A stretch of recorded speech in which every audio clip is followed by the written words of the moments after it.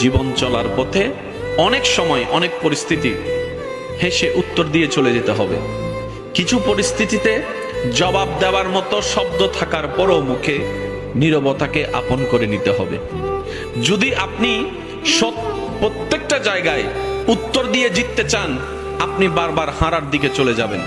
আপনি যদি প্রত্যেকটা জায়গায় রিয়াকশন দিয়ে জিততে চান, আপনার মন বারবার ভেঙে যাবে। সেজন্য কিছু কিছু পরিস্থিতিতে কঠিন বিষয়, কষ্টের বিষয়ও হাসি দিয়ে উড়িয়ে দেওয়ার চেষ্টা করবেন রবের উপর ভরসা করে।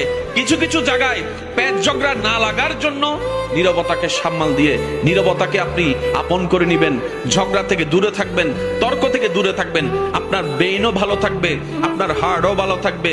আপনি রবের সন্তুষ্টির জন্য যেই সব বিষয়ে ধৈর্যকে আপন করে নেবেন, একদিন না একদিন সেই বিষয়ে উত্তর আপনার আর মুখ দিয়ে দেওয়া লাগবে না।